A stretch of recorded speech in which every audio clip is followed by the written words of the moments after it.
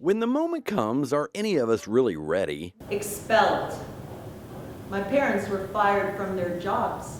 Ready for persecution for simply believing what you believe? And when the Islamic Revolution happened, the Baha'is basically lost any rights they had in Iranian society. A play set to run at Alaska Pacific University's Grant Hall. Since my youngest years, I've heard about the Baha'is in Iran and their persecution and their stories, but also their strength and their spirit and their resiliency. Introduces us to 10 women Their ages actually ranged from 17 to mid-50s. who had to face the ultimate test of their Baha'i faith.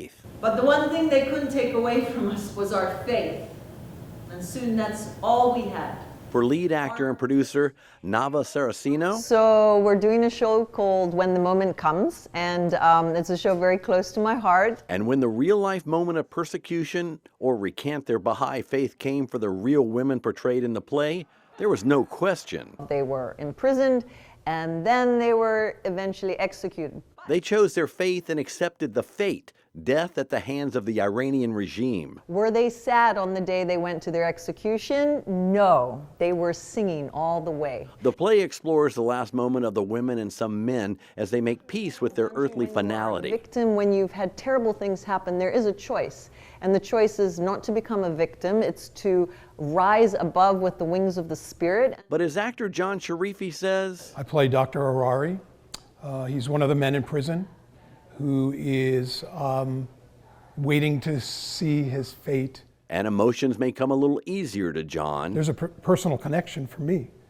I'm up on stage saying lines and saying the words that he might have spoken. You see, John's uncle? Abdul Hussein, Taslimi, and he is my mother's older brother. Suffered the same fate 3 years earlier in August of 1980. John's uncle was a member of the National Spiritual Assembly of the Baha'is of Iran. He was one of the 9.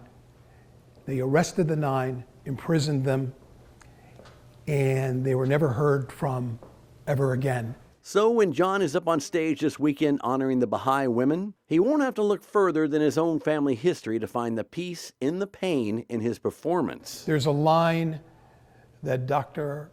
Harari delivers. Deny, they say. No, I tell them. So, they decide to take my life, that's it. So, when the moment comes, I get to honor my mom, and I get to honor my uncle.